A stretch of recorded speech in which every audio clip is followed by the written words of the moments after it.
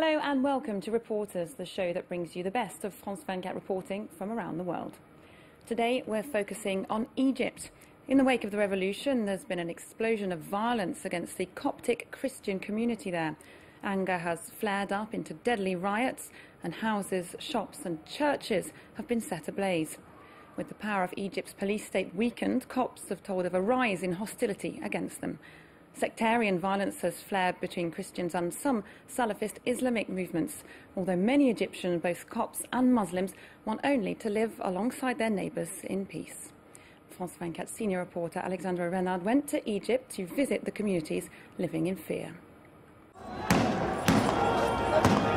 In the heart of Egypt's capital, Christianity and Islam have gone head-to-head. Muslims are attacking Coptic Christian protesters. The army and police are overwhelmed. It's total chaos. And this evening, 80 people would be wounded, and around a dozen cars owned by Christians set alight. They're firing on us with live ammunition, throwing Molotov cocktails.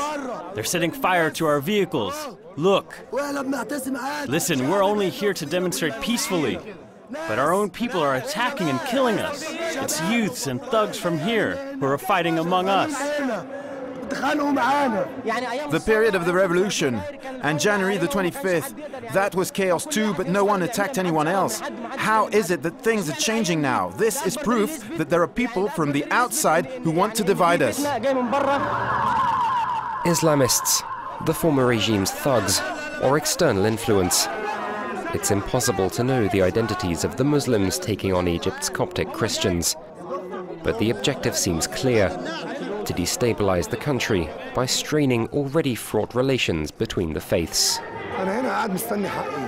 I'm here to claim my rights, my children's rights and my church's rights. When I walk out of my home, I don't know if I'll find it in one piece when I return, or even if I'll come back alive. I have the right to live in this country. Thousands of Christians have rallied outside Egypt's state TV channel for more than a week already. Day and night, they're determined to put their point across. This is the reason for their anger. On May the 7th, one of their churches in a crowded Cairo district was devastated.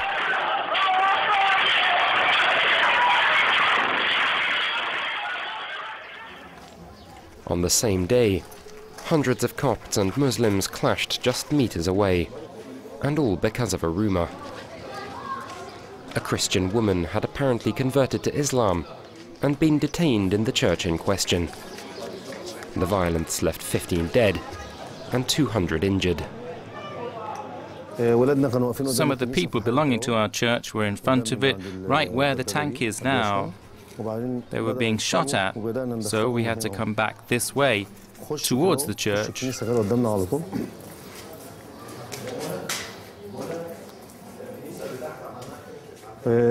is where we gave them first aid. The church was full of wounded.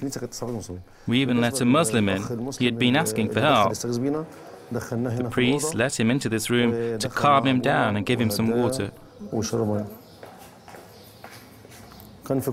Inside the church, there were wounded everywhere, here, there, and over there. The ones who succumbed to their injuries, we put them over there, in front of the altar. They were covered with blood. In Mubarak's time, in spite of everything else, there was a little more security. You never heard about all the thugs and the ones we call Salafists. Mubarak ran the country with an iron fist. He used to say that the day he left Egypt, the country would fall apart. And that's what we're seeing now. Day and night, the district's been on lockdown ever since the violence. Hundreds of police and soldiers are on hand to protect homes and churches.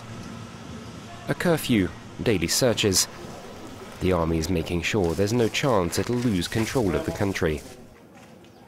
The streets are still scarred by the damage done in the area, and neither Muslims nor Christians were spared. This is one of the Christians' cafes. During the attacks, people came inside and destroyed it. The owners were arrested because they had weapons inside. They used them during the attacks to defend themselves. A few steps away, a Muslim-owned lighting shop was torn apart. They attacked the shop and forced open the door. They torched the inside. These are the people who were protecting the church. They knew this was a Muslim store. Why would I go anywhere else? My whole life is here. The people know me. I've built up a loyal customer base. I was here for 20 years before they built that church. For years, Muslims and Christians lived side by side in peace. The scope of the violence has left both communities in shock. The country is at an impasse. We're all suffering from what's happening between Muslims and Christians. There should be more freedom, more security. They're ruining the efforts of the revolution, and our young have died for nothing.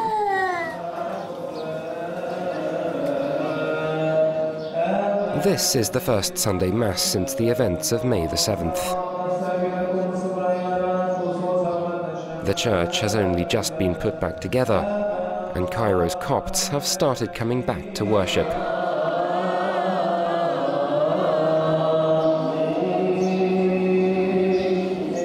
Murad's returned with his whole family.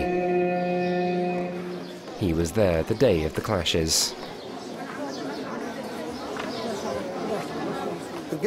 No one who committed the crime of burning the churches was ever arrested. The police and the army should do their job. The army is helping us, but we need the law to be applied.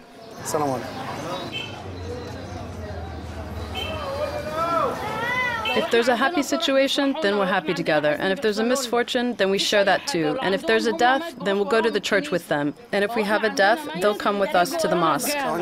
After the service, Murad and his family return home. In recent weeks, they've spent most of their time here or at church.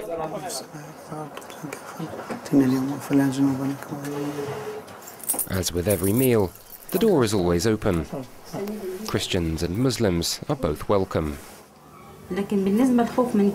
I'm not afraid to go to church when the family goes together. But on the other hand, I'm scared to go out alone for anything else. And I won't let my son go out alone either, because I'm afraid he might get kidnapped. Everyone can see he's a Christian. What we want to know is why places of worship for Christians and the construction of churches is a problem. There's also a disparity in terms of jobs between Christians and Muslims. Ideas in Egypt are coming from extremist Salafists, and indoctrination is spreading across the district, especially with youths. I love my church. If the army and the police don't protect us, we the Copts will arm ourselves. After the revolution, I thought things were going to change for the Copts, and that the country would be stable again. That people would be more tolerant, without discrimination between Muslims and Copts. With a strong state, a president, a homeland without corruption, but nothing's changed. With lunch over, Murad returns to the Coptic Christians demonstration. He goes alone now, fearing to bring his family. Everyone is searched. They'll be here all night.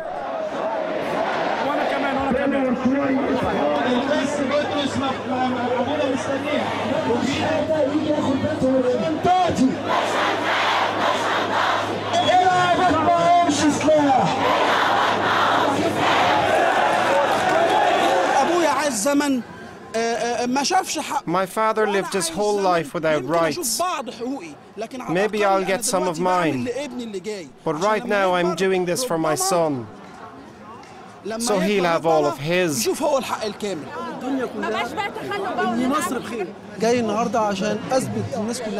come here because the Christians should have their rights, like me. I'm Egyptian, just like they are. We live in this land together. Christians can't just stay in their corner and me in mine. I'm here to tell everyone that we are of one voice.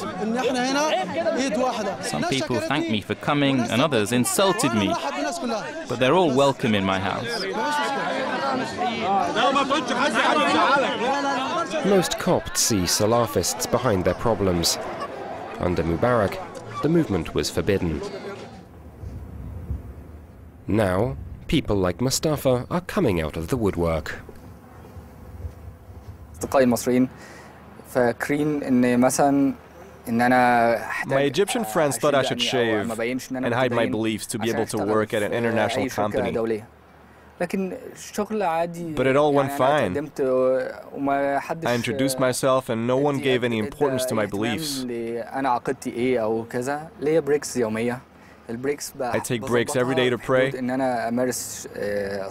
nothing stops me from practicing my religion. Outside work, whatever Mustafa is doing, he never misses the call to prayer.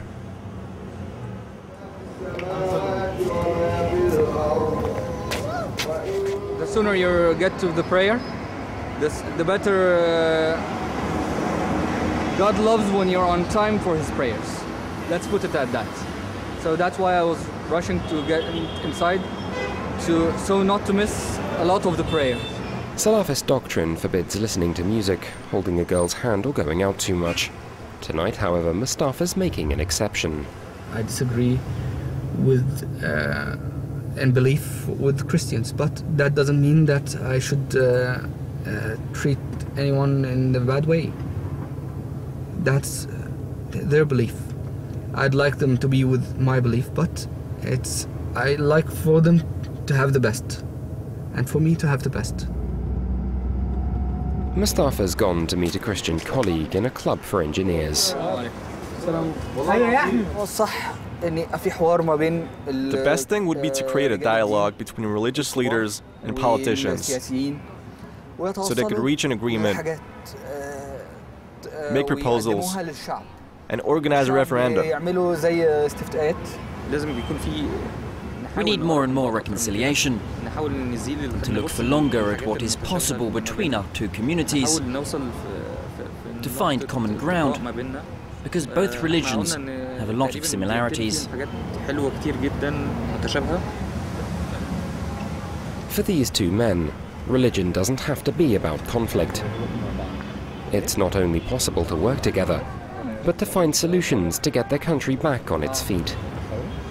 In the spirit of Egypt's revolution, many share the same outlook of national unity. The church that was sacked and burned on May the 7th should reopen soon. Its reconstruction started a day later. And out of 250 workers putting it back together, 242 are Muslim. Well, I'm now joined by Alexandra Renard, the journalist behind that report. Alexandra, we saw in your film that many Egyptians, both Christian and Muslim, want only to live alongside each other peacefully, to preserve national unity. How can we explain then this rise in the number of attacks in recent months? That was really my first feeling when we got there.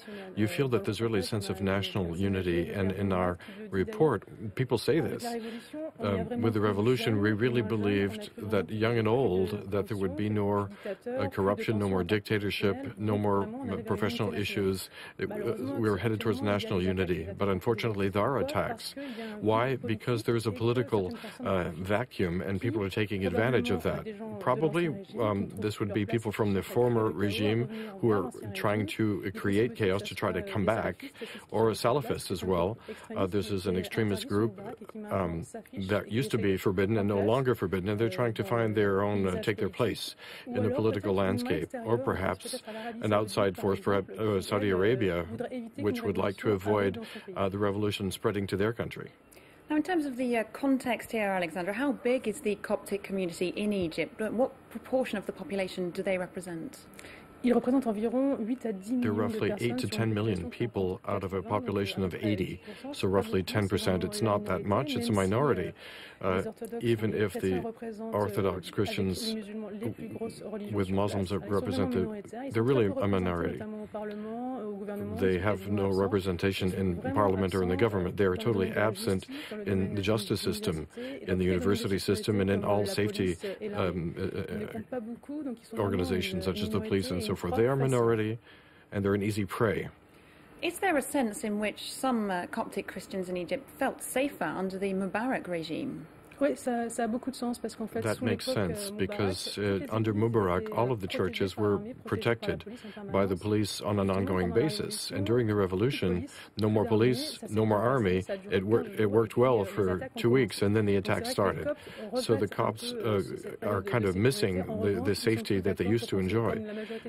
But as is the case for most Egyptians, they knew that Mubarak was a dictator, and he was somebody that was dangerous, who brought about corruption and really was a cause of unease between the two religions anyway.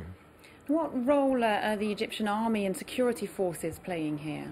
For the moment, it's a huge role because they are running the country.